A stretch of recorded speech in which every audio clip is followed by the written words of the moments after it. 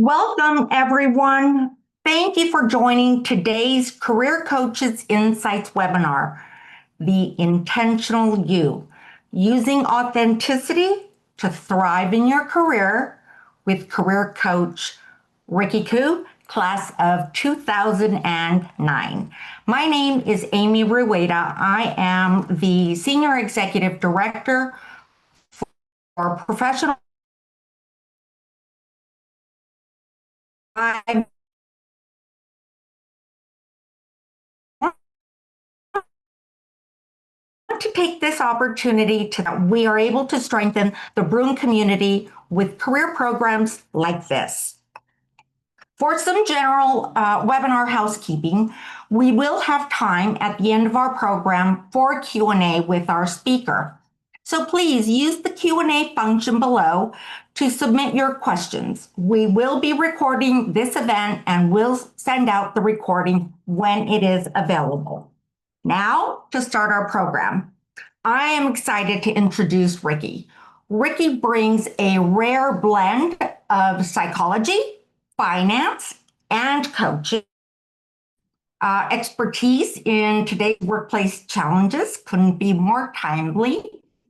A graduate in psychology, a certified public accountant, and a former finance leader at multiple Fortune 500 companies. Rick has seen firsthand how leadership communication, self-advocacy, international coaching, he helps leaders build confidence in how they lead and communicate without losing authenticity. Ricky will share how being intentional with your authenticity can not only strengthen leadership and communication, but also drive resilience and success in today's economy. With that, welcome, Ricky. Thank you so much, Amy. It's so nice to be here, and I really appreciate the warm welcome. Let me just make sure my screen shares properly here.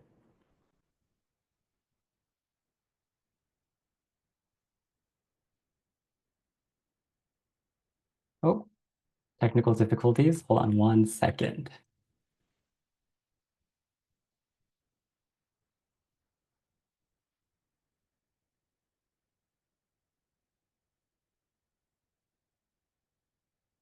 Okay, there we go.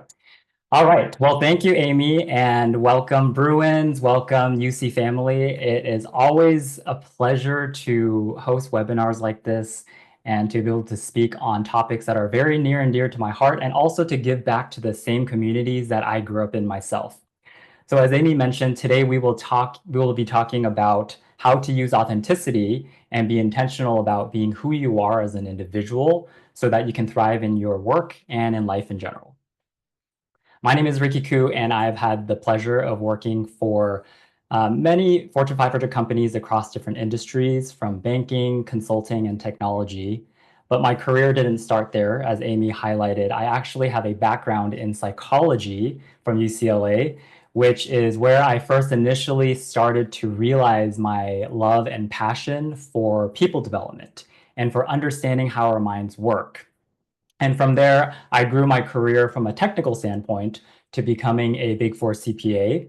And I also then ventured off to start my own coaching business as a certified professional coach, because what I found was I had a real passion for blending two worlds together. My psychology world, which is very empathetic and more human and people-oriented, and also my highly technical, highly objective and focused world of being a CPA and a finance executive in the corporate world. And what I found was by blending those two, I was able to not only give back to the communities and people that really wanted to develop in those particular areas for themselves, but I found that I was able to draw from my own experience as I navigated through my own career, focusing on specifically leadership and communication. And when we talk about leadership, I don't just mean people managers. So you don't have to be a people manager in order to be a leader. Just like how my belief is coaching isn't just for executives, coaching is for everyone. And when I talk about leadership, I always focus on self-leadership, external leadership, thought leadership as well. So there are many forms of leadership, as well as communication. It's not just communicating a message, it's also how you carry yourself. It's how you show up in an interview. It's how you might influence other people and how you might negotiate during a business transaction or even during job interviews when you have to negotiate your salary. So all of that is intertwined with the two foundational parts of leadership and communication. And one thing that I do want to touch on, which we'll talk a little bit about in today's discussion, is also core values. My core values as an individual are authenticity, trust, kindness, health, and purpose. And over the course of the next hour or so, you'll come to understand why that is important, especially as we talk about our careers and how we show up as ourselves. Before we dive right in, I just want to also highlight one part that's probably most important is I'm a full-time dog dad amongst other things, but I also offer private coaching and I run workshops like this on a variety of different topics. So I'm very excited to be here. After this, you will be receiving a copy of the PowerPoint deck, so you don't have to take screenshots and take rigorous notes or anything, but you can always reach out to me afterwards also and connect with me on LinkedIn so we can keep in touch. Without further ado, let's go through what we will be talking about today. We will be covering career first. So what is a career? What does your career look like? We'll also then be talking about our identities, who we are as individuals. And then we will talk about the intersection of those two, the intersection of our careers and our identity and how we might show up and why that's important. And it wouldn't be a webinar hosted by me if we didn't come away with some learnings. So I always encourage people to think about how this applies to you in your real life, in your real world, because you have your own unique perspective. You have your own unique situations that you may be facing. So what's most important isn't really the content of what I'm about to share and guide you through. It's really what you come away with and how you might want to apply that into your day-to-day. So in a virtual setting like this, it's hard to see people's expressions and faces, which I love doing when we're in person. Usually this topic is a 3-hour workshop that I run when I have the ability to do it in person. But for now, you should be able to add into the chat for everyone to see. If you feel comfortable, I would love to hear from you just in a few words. Describe what you would like to gain from today, from this conversation. And there's no right or wrong answer. Feel free to share in the chat what you would like to gain from today's conversation.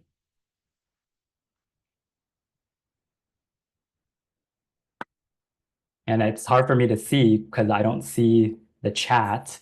Actually, it might be disabled.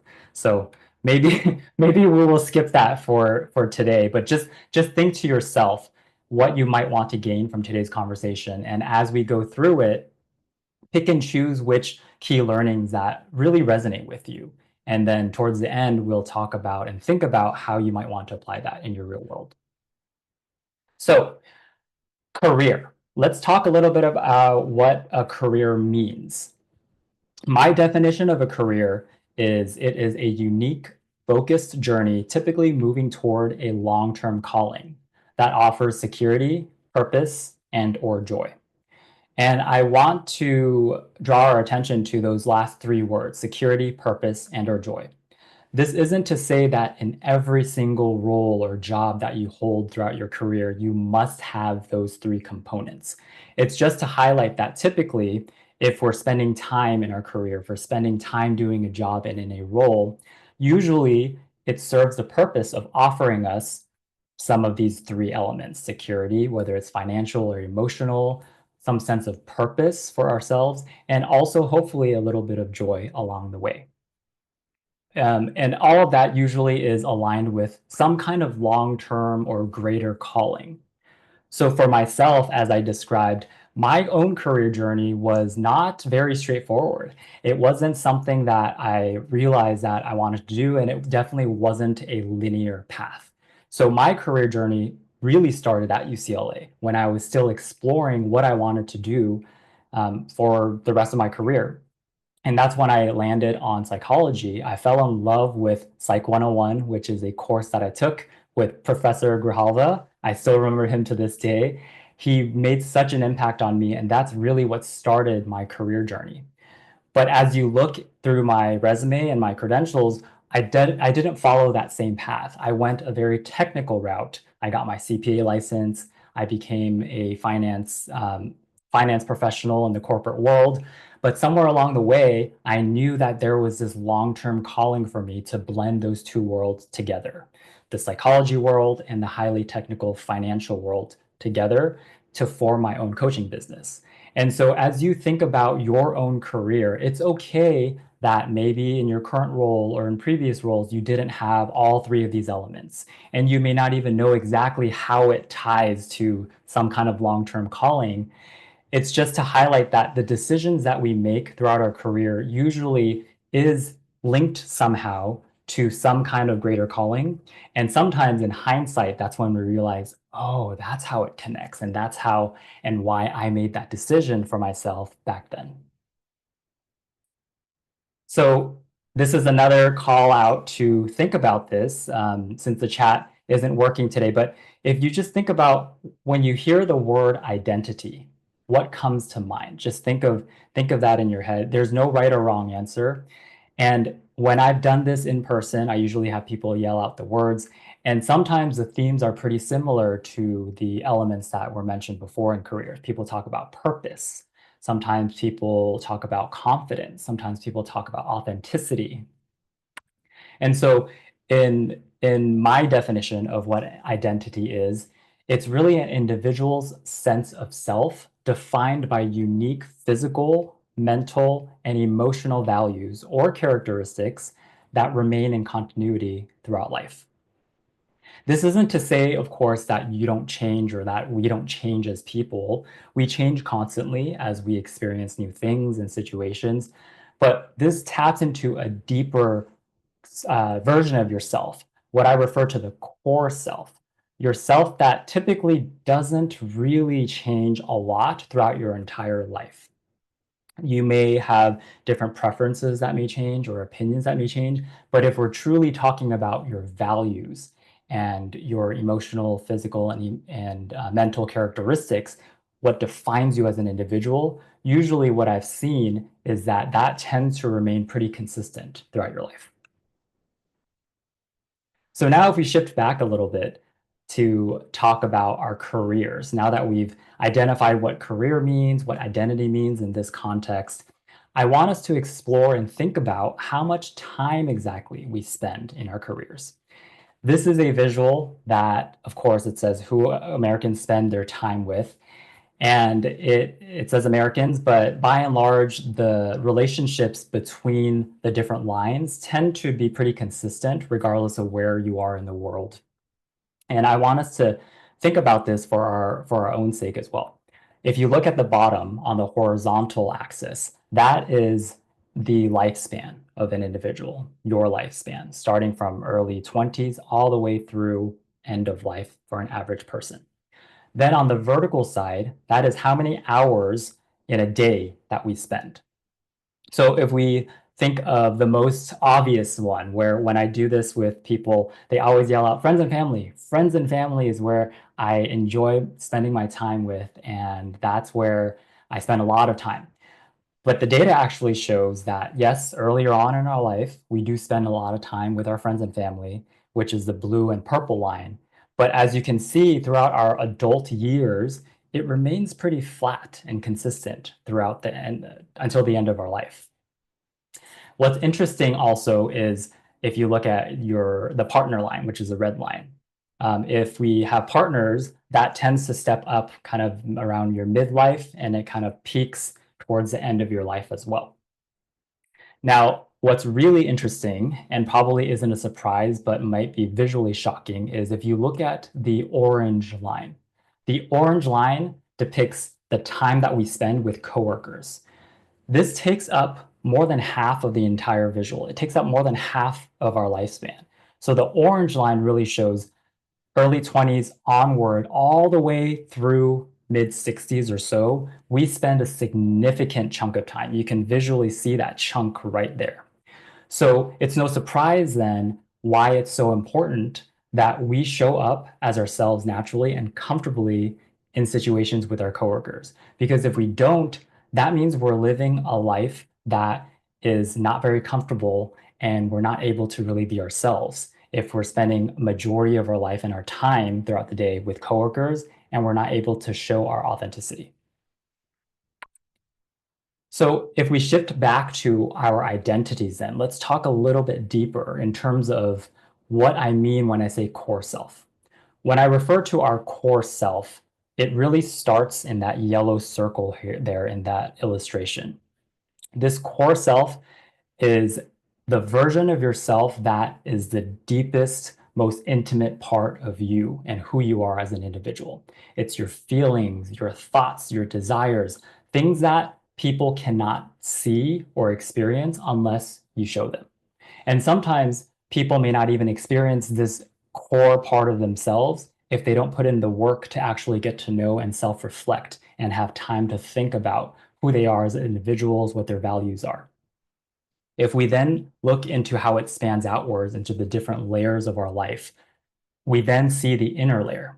This inner layer is, think about your closest group and maybe even one or two people in your life who you can absolutely trust. These people know you very well, and they may have seen glimpses of your core self, and they may have seen glimpses of who you truly are in your most raw state.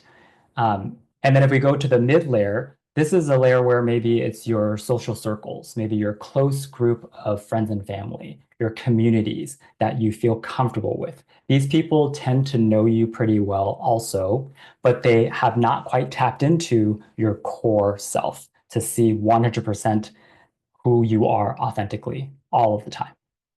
Then we reach the outer layer. The outer layer is where everyone else comes into play. The outer layer is how people experience you out in the world. It's your words, it's your behaviors, your actions. So the outer layer is really how people experience you and perceive you based on your words and how you behave around them.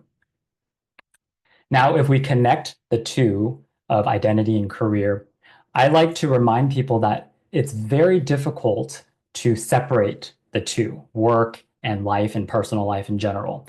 I came from a world and a mindset where I definitely kept those two separate, and it very quickly became extremely draining. The reality of it is the center of this is us as individuals. So if we are trying to bifurcate and separate those two, what it really means is we're actually showing up very differently depending on who we're talking to and what situations we're in. And a lot of times that can be extremely tiresome and draining for people. So I like to view career and identity and life as more of a free-flowing interaction between those two, and it doesn't change drastically depending on which part you're talking about. Now, keeping in mind the core self and the different layers that we just talked about, this is an expansion, and this is really honing in on what we'll be spending a little bit of time thinking about for the rest of the discussion today. If we think of that core self that I mentioned there, this is your innermost thoughts, your feelings, your desires, your fears, parts of you that people don't get to experience probably, if ever.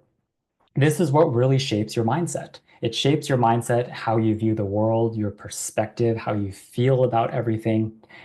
And then if you go to the top there, the outer layer, your words, your behaviors, your actions out in the world, this is your expression. This is how people perceive you. This is how people experience you out in the world. And now if you notice the distance between your expression out in the world and your mindset deep down attached to your core self, there's a distance there between your expression and your mindset. That distance is what I call the authenticity gap. And this authenticity gap exists for everyone. Everyone has an authenticity gap. And what this means is how you show up and behave out in the world, depending on who you're around, depending on the situation or the context, you may behave and say things in a certain way that might be different from how you truly, truly feel and think, maybe truly different from your mindset. That authenticity gap is okay to exist because it's natural. But when the authenticity gap becomes very wide, that's where you start feeling like you're being drained of your energy. That's when you start feeling very heavy. And the symptom of how this shows up usually is when people come to me as a career and self-development coach and they say things like, I'm feeling stuck, or I don't feel like I'm being heard, or I'm not quite sure why I'm not getting that promotion. These are all symptoms that stem from the fact that maybe your authenticity gap has gotten too wide. And so I wanted to share with you my firsthand experience with my own authenticity gap in my own career. And this really started earlier on in my career, shortly after graduating from UCLA. So at UCLA, I was a psychology major and I loved everything about it. I was studying psychology constantly, reading articles, and just absorbing all the information. And at the same time, I knew that I wanted to have what I thought would indicate a successful career. I wanted to make sure I earned enough money, I had the financial security to move out. And so I decided to take a more technical path of aspiring to be a CPA and getting licensed. So I did everything the right way that I was told. I got an internship during my junior year of college during that summer. And by the time I was graduating from UCLA, I already had a full-time job offer from one of the big four public accounting firms. I was extremely proud of that, very excited. And I looked around and some of my peers were still struggling to figure out what they were going to do for work after graduating. So I felt like I was in a very, very good place. And I started my career at a big four and I learned a lot. I got my CPA license and I was very, very good at doing my job. And I was recognized for the work that I was doing. So on paper, I was extremely successful. I was very happy, and I was actually planning to move out because at that point I had already saved up enough money to move out on my own. But I remember one night in particular during busy season. And if you've ever worked for the Big Four, if you've heard stories, they're true. During busy season, it is a nightmare. It is extremely difficult to sustain your energy because we worked really, really long hours. And I'm talking 80 to 100-hour weeks, 7 days a week. And so I was working at this particular client site, and I was specializing in the financial services industry where the environment and the culture was very, very corporate. It was very buttoned up. I had to show up in a suit and tie some days with my pressed dress shirts, my slacks, and it just felt a little bit stuffy overall. And so I remember being at this client site, a very well-known client, and walking around aimlessly in the middle of the night because this was 10 p.m. and we were working on this audit engagement, working towards a deadline, and I just needed a break. So I remember just leaving the conference room that we were stuck in. We had finished dinner in there, and I just walked a little bit along the corridors and the hallways. And there was a wave of beige cubicles that I remember. This was back then when, of course, the offices were made up of cubicles, and I just aimlessly wandered and wandered. And I remember when I turned a corner, I noticed in the corner of my eye, there was this flash of color, almost like a flash of light. And I looked over without realizing what it was. And I saw in the corner way back, there was a tiny little rainbow flag, a tiny little rainbow flag just sticking up in this sea of beige cubicles. And in that moment, it really made me stop in my tracks. And it made me pause and think to myself, wow, I wonder who this person is who was so bold and so courageous enough in this very professional setting to be able to showcase the symbol of their identity. Now, I made an assumption that maybe they were part of the LGBTQ plus community. I'm not sure. I will never know.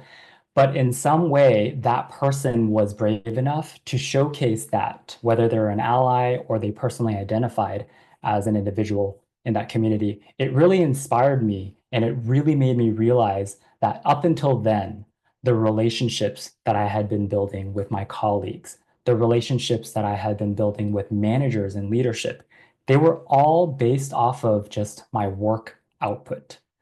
They didn't know me as an individual. They didn't know who Ricky was. I didn't bring any part of my identity into the workplace because I was so busy doing what I thought was the right thing to consistently put out high quality, great work and to get recognized for that. But if somebody asks, who's Ricky? What is he about? What are his values? Nobody really knew. And that's around the time when I first started hearing feedback of me delivering great work, but that I fly under the radar, that I didn't really have leadership potential. And I didn't have the vocabulary back then to describe what it was that I was experiencing. And now I do with this framework and concept that I've developed. I had a very, very wide authenticity gap and I wasn't able to reconcile it. And it was getting to the point where it became so heavy for me to be constantly walking around trying to build relationships with colleagues and leaders and get noticed and feel seen, being a different version of me, being a different version of me who wasn't really part of my core self. I wasn't able to even tap into my core self because I was lost. I didn't know who I was as an individual. And what that then transpired to was people started to also not see me as who I was, and I felt disengaged. Of course, over the years, then I started to really tap into what it felt like to show up authentically and start practicing that muscle. And over time, of course, I started building the confidence, but it took many years to get there. And I share that story with you today because this concept of authenticity gap is just a concept. It's something to help you be aware of how you might be experiencing that in your own workplace, if it applies, or even in your relationships. And it's meant to be a reflection point for you to think about how wide your authenticity gap might be, whether it's at work with your manager, with your team, or even at home with your friends and your family. Think about the situations and the people and how wide or how small your authenticity gap is. And when I go around and give this workshop and talk to individuals throughout my coaching, I get pretty consistent themes, regardless of what level you're at, regardless of what industry you may work in. The themes of how the authenticity gap shows up at work are pretty consistent. So imagine maybe you work in higher education and you're a director. There's this worry of my credibility continues to be questioned and imposter syndrome keeps creeping up. Maybe you're an analyst working in HR. Maybe you were told to keep work separate from what happens in your bedroom. Maybe you're a senior manager or manager working in tech with data, with AI, and people constantly make comments because you're a very busy mom, you're a parent, and at the same time, you have a very demanding career. Or maybe you're a VP even, working for a nonprofit, and people mistake your kindness as weakness. And they tell you things like, you don't really have leadership potential, you're not assertive enough. These themes and these real life feedback that I've gotten from people that I've spoken to are symptoms of someone's authenticity gap being too wide. And the goal here isn't to eliminate our authenticity gap.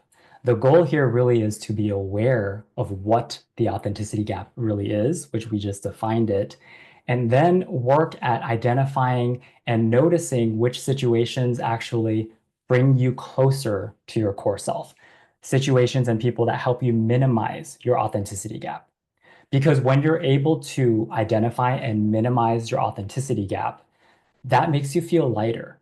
It makes you feel more confident in who you are. And it makes sure that whatever decision you make or whatever words you're saying are aligned with your core values at the end of the day. So, how do we actually do something about this? We've talked about the importance of the authenticity gap. We've defined what that is. Hopefully, you might be thinking about, oh, I never realized that what I was experiencing was because maybe my authenticity gap was really wide in this situation. The most important thing to understand is your values, because our values are what really drive our mindset. That's what allows us to get closer and deeper into our core self. And that's what enables us to help to minimize that authenticity gap. So going back to the start of this conversation, when I mentioned that my core values are authenticity, trust, kindness, health, and purpose. These values may have evolved a little bit over time throughout my career, but these are my core values for a reason. They do not sway, they do not bend, they do not change depending on who's in the room with me. They do not change depending on what's going on around the world. Where right now, if you look at my values, authenticity, I give workshops on talking about empathetic leadership. These very words are now seen as bad words in a lot of settings. But I don't let that change or sway my core values because that's who I am as an individual. And that's the power of being able to understand your values and being able to then leverage that as authenticity towards minimizing your authenticity gap. Some very practical examples of how I've personally used these and how my clients have used this concept of authenticity gap in core values is making any life or career decision.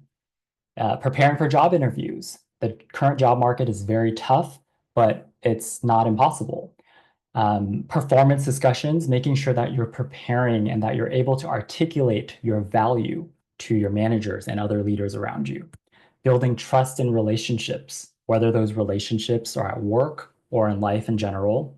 People management, if you are a manager or if you aspire to be a manager, having a real clear vision and focus on what your values are and how you show up authentically is very important because you can lead by example.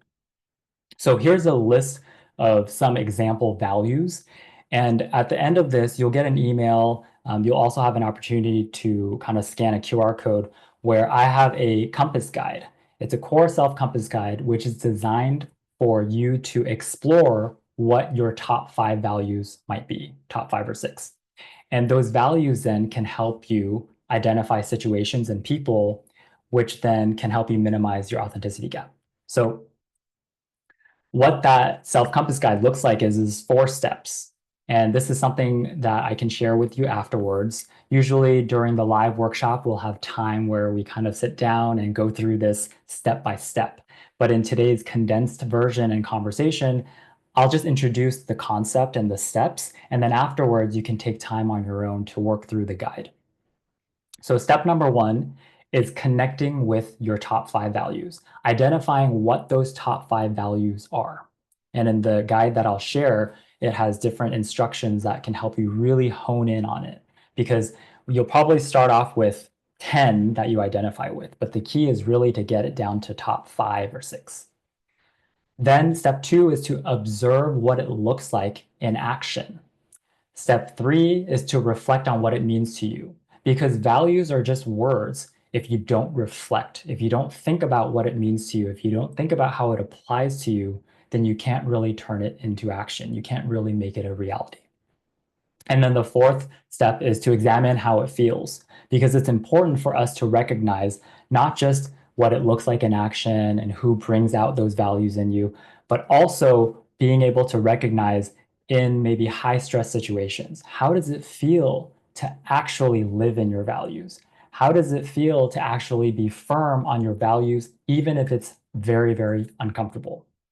Exploring through these 4 steps that spell out core will get you to the point where you can be very crystal clear on your values, which then lead you to being able to represent yourself as a brand, which we'll also talk a little bit about. But this is the 4 steps in the guide that I can share afterwards. And an example of those 4 steps would be, let's say your value is integrity. So you say, integrity is a value that really resonates with me. What does that look like in action? You observe that. Maybe it's being honest during meetings. Maybe it's owning up to mistakes when you do make mistakes to your colleagues and other managers. What it means to me, reflect on that. Maybe this means telling the truth even when it's uncomfortable for you. And then lastly, examine how does it feel when this value is either ignored or when it's honored. Maybe when you ignore this value of integrity, you feel anxious. Maybe there's this heaviness that comes about you. Maybe there's self-doubt, the imposter syndrome that we talked about. When you honor your value of integrity, maybe it feels very light. Maybe it feels natural. Maybe you feel proud of who you are and your accomplishments. Maybe you feel more confident in showing up during a job interview, for example. So go through this guide with the top 5 values that you identify. And then from there, we have what we call a self-branding statement. So you take your top 5 values and you distill it down into a simple statement, which you can type out or write out and just have at your desk, and make sure that it serves as a reminder for you the next time you go through challenging situations, or maybe if someone is being difficult or you're preparing for a difficult conversation, hold this up and use this as a reminder for yourself. An example of what that could sound like is, I choose authenticity, growth, compassion, creativity, and balance. In my career, I will work where my voice is valued, my skills are challenged, and my ideas have room to grow. In relationships, I will connect with people who respect my boundaries and inspire me to be myself.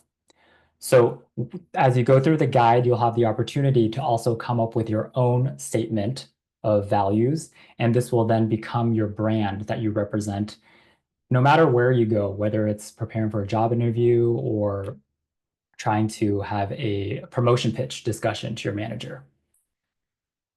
So I wanted to make sure that we have enough time also for Q&A at the end, because that's usually where a lot of the relatable kind of real life situations come up and unfold. But before we do, I want to leave you with some key takeaways for you to consider, for you to think about as we think about all of the different things we just talked about with authenticity gaps, with our core self, and how to utilize values to your advantage. Just remember that most of the time, what's holding you back isn't your capability. That's what I've seen a lot when I work with clients, when I work with individuals through coaching or workshops. It's usually those voices in your head that are influenced by external pressures, what you think you should be saying, how you think you should be acting. Those are the things that usually hold you back, not your own capability. Something else to keep in mind is that having awareness of your authenticity gap, this hour that you dedicated today to invest in yourself and learning about the authenticity gap, just that alone can unleash more effectiveness and success for you just by being able to name it now. Maybe you had a light bulb moment where you're like, no wonder why I feel as though I am an imposter a lot of times. Maybe when I take on a new project, or maybe you're a new manager, it's because of your authenticity gap. So being aware of that can really help you unlock a lot of doors and unlock your mindset in many different situations. And then the third takeaway to remember is that not everybody deserves to experience your authenticity and vulnerability all of the time. Remember, the goal isn't to completely eliminate your authenticity gap, because your core self isn't meant for everyone in the world to experience. Your core self isn't meant for you to openly show 100% of the time exactly who you are, your deepest thoughts, your deepest desires and emotions and feelings. It's okay to use it strategically. And the way to use it strategically is to be firm on what your values are, and to be able to recognize when and what situations and who brings out the authenticity gap in you and widens your gap, and identify the people in your life that actually helps you minimize that gap, that makes you feel closer to your core self. That's the power of it. And then lastly, just a reminder that when we talk about authenticity, I know it's commonly used as a buzzword, but to me, it's a skill. It is a skill, it is a muscle, and we need to constantly prioritize time to develop it. Just like any other skill, just like a technical skill, AI, as an example, is a skill that a lot of people are learning, getting certifications on. Authenticity, just like any other soft skill, is just as important. And we need to dedicate time like you have today to really hone in on what it means to you and develop it and build that muscle. So before I turn it over to Q&A, I would love to invite you to scan this if you do want a copy of that core self-compass guide that I mentioned, where it will guide you through how to come away with your top 5 values. And you will also get access to free articles and resources that I post in this newsletter.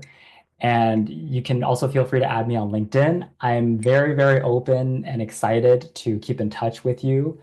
And also, you can find me on Instagram. And if you have any questions at all, any questions or follow-ups or anything, please feel free to email me, coach@rickykoo.com. You can also go to my website. This will be shared out with you in an email afterwards as well.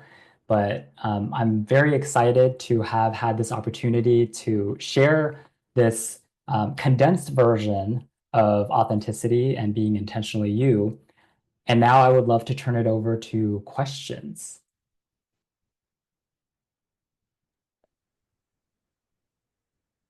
Oh, Ricky, you went there. That was very powerful. There was a lot of strength that was built into that presentation. I loved it. While we transition to the Q&A portion with Ricky, please, if you don't mind, take a couple of moments and fill out our program feedback survey. The information that you provide, it does help us determine future programming, in particular from the Career Coaches Network. If you have questions for Ricky, please submit them via the Q&A function. And I've seen a couple come in.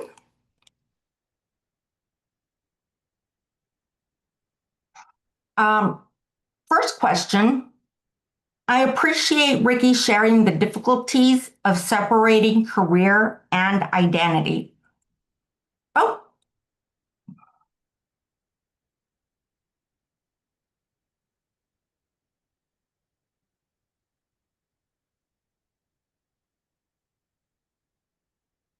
sorry about that. I appreciate Ricky sharing the difficulties of separating career and identity. I find it really difficult to not define myself by my work because my work is meaningful to me and gives me purpose. But then that makes work-life balance very difficult. Can you speak to that? Any advice? Absolutely. I think that is a very common struggle that a lot of times, especially in the corporate world or any business professional setting, we are all almost taught to have this mindset of, letting our work speak for itself and making sure that we're showing up constantly, even when we're on vacation. And a constant theme that I see in people, especially high achieving people, is, for example, when they go on vacation, they might say things like, "Oh, I'm on vacation, but feel free to contact me via email. I'll be available. You can text me in the case of an emergency." Those are all small signs that we need to be able to separate the two. And I know this sounds a little bit conflicting with what I mentioned about that kind of flow between work and life in general. But if you are truly tied to the work itself, it's important for you to then ask yourself, what parts of me and my values and my identity do I feel purposeful in the work? And what you might find is that sometimes it's not really the work itself that you find purposeful. It's not really the business part of it. Maybe it's how you're able to have an impact on the end user, or maybe it's how you go about doing that work. And I'll give you an example. These workshops and things, I find it very purposeful. I love doing this. And it's hard for me to also separate my personal life outside of these things that I talk about: empathy, leadership, communication. And at the same time, I like to question, what is it about these workshops that I find really intriguing? Is it really the content? Is it the PowerPoint decks? Is it these guides that I send out? No, even though that work that I produce and the output is what enables me to feel purposeful, it's actually how I go about doing it. It's actually conversations like this. And so being able to identify for yourself what it is beyond the work that drives you, that gives you that sense of purpose, might be able to help you distinguish and separate between the output that you're constantly driving towards, because the work is always going to be there. We're always going to have that next thing, that email we need to respond to. But what we need to be focusing on is how it ties back to us and our core self. So remember your core self, and being able to understand and ask yourself, how that relates back to maybe the industry that you're working in, and think of how you're impacting other people in that sense. That's a way that you could consider separating out the two. And remember, when you go on vacation, when you're disconnecting, we're humans, we're not robots, right? So please make sure that you don't fall into this trap and this false narrative that just because you do great work, you have to constantly be online. You have to constantly be available, because it's impossible for us to do that. And it's very important for us to recharge, regroup, and to get closer to our core self. And in order to do that, it's not thinking about the work. It's not thinking about the output. It's asking questions like this that are self-reflective. How do you balance being authentically yourself and maintaining professional boundaries in the workplace? So this is a question that comes up often, especially in the LGBTQ plus community, where sometimes people may fear that showing up as themselves, it might harm their career. And I had that exact same thought also. So being able to find that balance, it's remembering that not everybody deserves to experience your authenticity 100% of the time.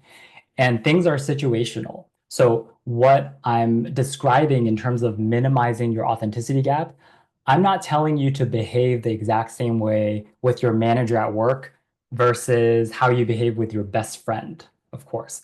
There's still going to be situational cues that you have to pick up on and that you have to relate to. But the key is not to change yourself so much to the point where you are swaying and you're bending on your core values. Because if you think about your core values, if you're in situations, for example, in the workplace, where you might feel a little bit like, ooh, I sometimes have to filter myself a little bit, or sometimes I don't say exactly what is on my mind in the moment, depending on who's in the room. That's okay. It's natural for that to happen. What's not okay is if you say things that are against your values, or if you don't say something and someone else behaves in a way that is against your values and you don't stand up to that. That's where your authenticity gap starts widening. And that's where that balance is imbalanced. So it's okay to find that balance of how to show up as myself in a personal setting and a work setting if you go back to your top 5 core values. Because if I think about my personal relationships and my work relationships, for example, the same 5 values that I shared remain regardless of who I'm talking to. And that's what allows me to be able to maintain that balance, and also being aware of the situation that we're in. This one kind of touches on it, but it is a little different. How do you know when to share and not to share your authenticity and vulnerability? So have you ever been in a situation where maybe you're talking to someone, whether it's in a meeting or just in passing, and you leave feeling either confused, or maybe you leave feeling a little bit bad about yourself, or maybe you leave feeling dumb even? Those are cues that something about that interaction, something about what that person may have said, or that situation made you feel as though you needed to hide parts of yourself, and made you feel as though you couldn't show up as yourself. So those are cues that I try to notice in people. And another one is if you leave a conversation feeling super drained, for example, if you have a 30-minute meeting and you leave and you're like, oh, I need to go on a walk, I need to take a break. Those are all signs that whatever happened in that conversation or that interaction, that person or that situation tends to be something that brings you farther away from your core self. And that is a good indication for next time for you to be aware of maybe there's something with trust there. Maybe you're not quite feeling that psychological safety that you need in that setting. So these are all things that you can reflect on if you tap into how you're feeling after a conversation with someone. And from there, then you can strategically decide the next time you have that conversation or the next time you have to interact with this person, how much of your core self or how much of your inner layer or even your mid layer you actually want to show, because maybe they could take advantage of that. Maybe they could take that and turn it around and make you feel a certain way. So those are all cues for you to watch for. And if you start noticing that, you might come up with a short list of people who make you feel more empowered, make you feel closer to your core self. And then you might have another list where you feel, ooh, these are the people that I might have to work with and collaborate with regularly.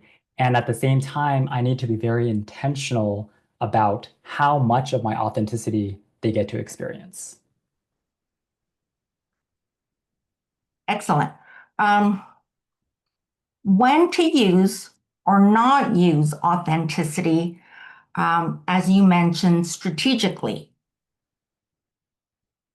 I would say, and I rarely use the word always and never, but when it comes to authenticity, I do believe that we should always be using it strategically and intentionally. Because for the very reason that I just mentioned, I've seen firsthand and also heard from a lot of my previous clients and people that I talk to that there are bad people with bad intentions sometimes out in the workplace, whether they're your managers or other people. And what you can't control is what they do and how they want to carry themselves. But what you can control is how you want to strategically show up. And something I like to remind people of is that we might mistake the feeling of if we're not 100% constantly showing our authenticity to people, that might make us think as though we're being inauthentic. But if you reframe that and you really think, well, I actually know my core values, I know my top five. In this setting, I just know that there isn't trust that exists. And maybe I know that there isn't psychological safety, which garners enough of trust for me to be able to show up as my true authentic self. So in that instance, you're not being inauthentic, you're strategically using your authenticity to see if you want to show up in that way with this person or not. So again, it's about recognizing who draws out your authenticity and who allows you to minimize your authenticity gap and who doesn't, and then strategically making decisions that help move you forward and help you be happier in your career. This next one comes from a Bruin who starts off by saying, "Thank you so much for this wonderful presentation, Ricky. My question is, what are some of your favorite ways of intentionally creating space for others to bring their authentic selves in the workspace? I am the lead person that thinks through this at my organization and want to have an idea of what else to try." Great question. The answer is you can bring me in for a workshop for your company. But all jokes aside, thank you for your kind feedback and comment. One of my favorite ways is simple. It's something that you could do every single day, whether you're a people leader or you're an individual contributor. And it's just modeling the behavior that you want to see more of. So something as simple as if I think about the day-to-day interactions that I have with people, whether it's in Zoom meetings or in person, sometimes it's just talking about what did you do this weekend? How did you spend your time? And I remember earlier on in my career, I had such a challenging time answering that question because I had this hidden secret where what I wanted to say was, oh, I spent time with my boyfriend. We had a great time at the park or the zoo or whatever it might be. And yet I didn't see any of that openness being role modeled. And so if you are in a position that has influence, or if you're in a position where people look up to you, or you're in a position where you could create more of this psychological safety and trust, it's simply modeling that for yourself. And something that I like to encourage leaders to always start their staff meetings with, staff meetings, one-on-ones, it's focusing on the people first, because it's people that make up the business. I don't care how much money you make or how profitable your business is. If you don't have your people, and if you don't have people committed and engaged, that is not going to be long-term success for any business. So always starting with a focus on people, a people topic. What's going on in the org? What's the pulse? What's the sense? How are people feeling? That's a very good way to draw out and invite authenticity in the workplace. I really want to get this last one in. We have 2 minutes, but I think a lot of people are going to relate to this next one. I'm an introvert, and I have gotten feedback that I am difficult to get to know and too quiet at work. I know I am reliable and hardworking, but I'm worried that my introversion is seen as a flaw. Is there a strong leaning? I think there is a strong leaning towards extroversion in our society. Do you have any advice you can offer? This could be a whole separate topic in and of itself. And I love this question because I'm an introvert also. People find this very surprising because they only see this version. Amy, you raise your hand to yeah. Introverts are very, very powerful if you know how to strategically use your introversion and your authenticity. And so, a fun fact also, most CEOs, most successful CEOs of large corporations are actually introverts. So we do have a very extroverted leaning society because that's what we're taught to celebrate, the boldness, the loudness, right? But there is something that I like to call and tap into for myself that is self calm confidence. I define that for myself. And in moments where I find so much noise around me with extroverts and the loudest people in the room, there is something very, very powerful about knowing who you are. So, again, going into your core values and being true to that, and knowing that I'm an introvert. I'm not trying to mimic the behaviors of an extrovert. But I think, reach out, whoever asked this question, please send me an email. I would love to talk to you more specifically about that because I navigated through that myself. And it's a very important topic. And it's very important to remember not to lose yourself along the way if you start mirroring and mimicking the behaviors of extroverts. Not to say extroverts are bad, by the way, because I know there's probably extroverts in the room also. But if you are an introvert, it is very difficult to feel seen and heard because sometimes we might think, oh, our work can speak for itself. It won't. You have to advocate for yourself and you have to show up as yourself brand. And the first starting point is knowing your core values. So thank you for the question. I know we're at time now. Join me in thanking Ricky for being here with us today. This was outstanding. If you haven't completed the feedback survey, you will receive a prompt in the chat, a link to RSVP for next month's Career Coaches Insight, Life Management Hacks, Aligning Your Time, Energy, and Priorities with Jessica Heckman. That'll take place on Wednesday, September 10th at noon. Thank you so much, everyone. And Ricky, thanks again. Thank you. Good to see you all. Take care.